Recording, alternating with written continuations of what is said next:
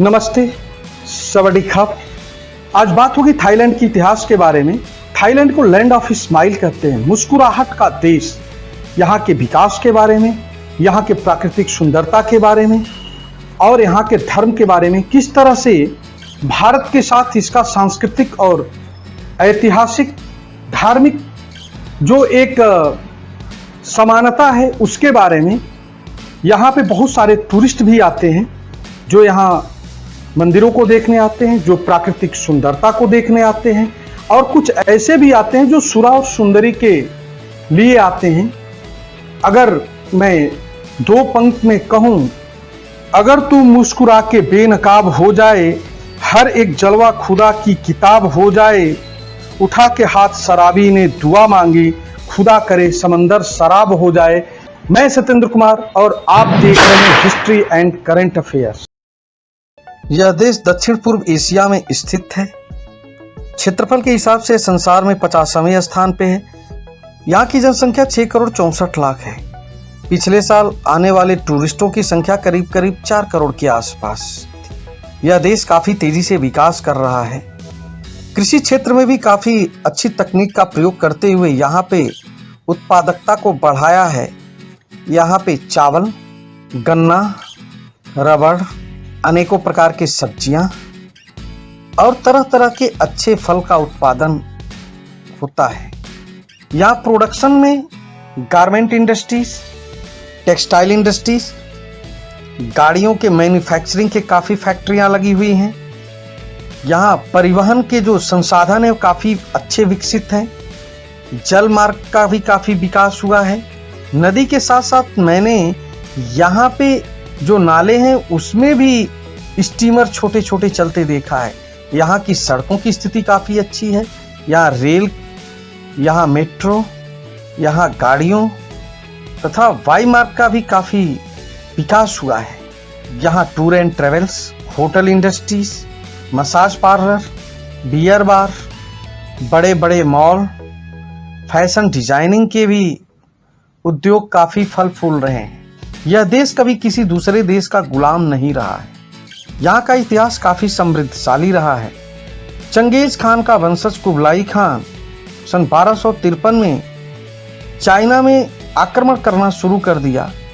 बहुत सारे लोग उत्तर से दक्षिण की तरफ थाईलैंड के नदियों के बेसिन में आकर के बस गए और खेती करने लगे। यहाँ का जो संबंध भारत से रहा है वो काफ़ी प्राचीन, सांस्कृतिक एवं धार्मिक रूप से रहा है। हमें हर जगह भारतीय संस्कृति की छाप देखने को मिलेगी। जैसे भारत में अयोध्या है, वैसे ही बैंकॉक से 50 किलोमीटर उत्तर एक अयोध्या नगर कभी बसाया गया था, जो यहाँ के राजा की राजधानी हुआ करती थी। 17वीं शताब्दी में बर्मा ने सन 1767 को यहाँ आक्रमण कर दिया और इस शहर को तहस नहस कर दिया। बाद में सन 1782 में राजधानी बैंकॉक में शिफ्ट कर दी गई और बैंकॉक ही यहाँ का राजधानी। यहाँ के जो राजा हैं वे विष्णु के अवतार राम के नाम से गद्दी पर बैठते हैं और यह राजवंश चक्रीय राजवंश के नाम से जाना जाता है। अभी तक यहाँ पे 10 राम हुए हैं। वर्तमान समय में 10वें राम जो है वे शासन व्यवस्था को संभाले हुए हैं। इन राजाओं में जो प्रमुख रूप से जिनका नाम आता है उन्हें चुलालांगखोन के नाम से, रामा पाँच के नाम से जाना जाता है, जिन्होंने इस देश का काफ़ी विकास किया और उनका जो विजन था कि थाईलैंड को कैसे आगे बढ़ाया जाए वो उस पे काम करते रहे।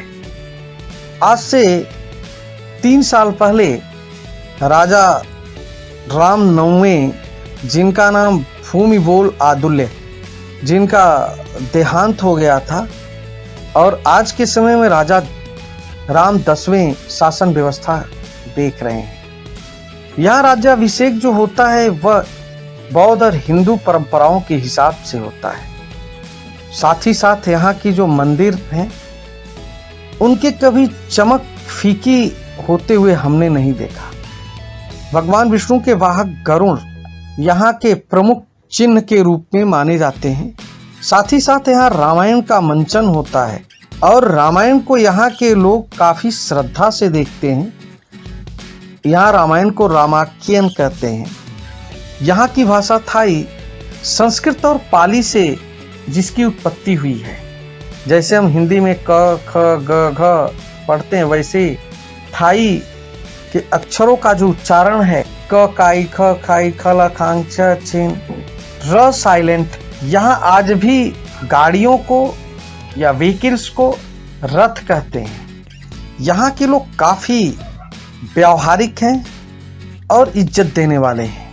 यहाँ प्रमुख शहरों में बैंकॉक है। बैंकॉक में सिलोम एरिया, जहाँ पे अधिकतर जो कीमती पत्थर रत्न आभूषण हैं उनके ऑफिस देखने को मिलेंगे। यहीं एक हिंदू प्रसिद्ध मंदिर मरियम्मा का मंदिर देखने को मिलेगा। लुम्बिनी पार्क यहाँ थोड़े दूर पे है। वहीं पे नाइट क्लब जिसे पैटपोंग कहते हैं स्थित है। सुखुम्बित एरिया, यहाँ बहुत सारे मॉल, मसाज पार्लर, होटल, अनेक देशों के एम्बेसीज, फैशन डिजाइनिंग के ऑफिसेस, साथ ही साथ नाइट क्लब, बियर बार। कहते हैं कि सबसे पहले जो यहाँ तो डांस बार का जो जनक है वो काउबॉय के नाम से एक अमेरिकन अफ्रीकन आदमी ने शुरू किया था। यहाँ पे लोग प्राकृतिक सौंदर्य को देखने तो आते ही हैं, बहुत सारे लोग आध्यात्मिक और मंदिरों को देखने आते हैं, शांति की खोज करने आते हैं। उसके साथ साथ बहुत सारे लोग यहाँ का जो नाइट क्लब है उसको देखने आते हैं और उसमें अपने रातों को हसीन बनाते हैं। भोजपुरी में दो पंख मैं सुना रहा हूँ।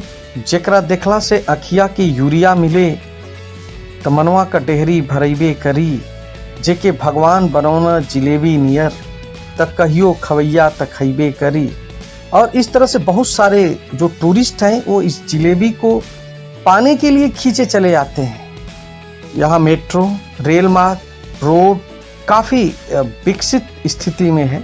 यहाँ पे आप देखेंगे कि बहुत सारे जो फ्लाईओवर हैं वो राम के नाम से जाने जाते हैं, जैसे रामा 1, राम 2, राम 3, राम 4, राम 8। इस तरह से यहाँ पे बहुत सारे आपको फ्लाईओवर देखने को मिलेंगे। शिक्षण संस्थान में रामखेंग यूनिवर्सिटी, चोलालांगखोन यूनिवर्सिटी, अच्छे हॉस्पिटल, सुखुम्बित में इंदिरा मार्केट, इंडिया जिसे फौलाट मार्केट कहते हैं, यहाँ भारतीय लोग काफ़ी दिखाई देते हैं। China town. दूसरा शहर है यहाँ फुकेट। यहाँ पे टूरिस्ट यहाँ के बीचों पे जा कर के आनंद लेते हैं। बहुत साफ सुथरा बीच है।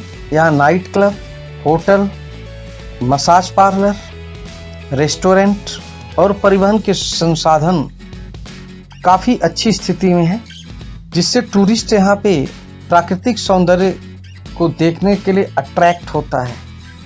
अगला शहर है पाटया। यहाँ पे भी night club, massage parlour, hotel, restaurant आपको देखने को मिलेंगे। चिंगराई, यह उत्तर थाईलैंड में है और काफ़ी प्राकृतिक रूप से काफ़ी सुंदर जगह है। यहाँ पे भी बहुत सारे टूरिस्ट अट्रैक्ट होते हैं, यहाँ जाते हैं। यहाँ बुद्धा वाक देखने को, साथ ही साथ यहाँ पे जो प्रकृति की छटा है वो काफ़ी सुंदर है। यहाँ पे रेस्टोरेंट, यहाँ पे होटल, यहाँ पे नाइट क्लब, यहाँ पे बियर बार, आधुनिक सुख सुविधाएं मौजूद हैं। रयोंग, यहाँ जुआ खेलने के शौकीन काफ़ी जाते हैं। यहाँ पे भी समुद्री beaches, hotel, massage parlour, malls और आधुनिक सुख सुविधाएं यहाँ पे हैं। यहाँ एक गोल्डन ट्रायंगल नामक जगह है जहाँ दो नदियों का संगम है और यहाँ 3 देश म्यांमार, लाओस और थाईलैंड की सरहदें मिलती हैं और एक जगह से तीनों जगह की सरहदें देखी जा सकती हैं। यहाँ एक बौद्ध मंदिर है जहाँ पे मंक लोग शेरों को पालते हैं और उनका देखभाल करते हैं। शेर और मंग दोनों एक साथ रहते हैं। यहाँ स्वर्णभूमि एयरपोर्ट से बाहर निकलते वक्त वहाँ पे समुद्र मंथन की बहुत ही अच्छी मूर्तियाँ देखने को मिलेंगी। थाईलैंड में अगर एक दिन एक मंदिर घूमा जाए तो 90 साल में भी पूरे मंदिरों का भ्रमण नहीं किया जा सकता, इतने ज़्यादा मंदिर हैं। यहाँ पुरानी मान्यताओं के साथ साथ आधुनिकता का समावेश काफ़ी बेहतर तरीके से सामंजस्य स्थापित किया गया है।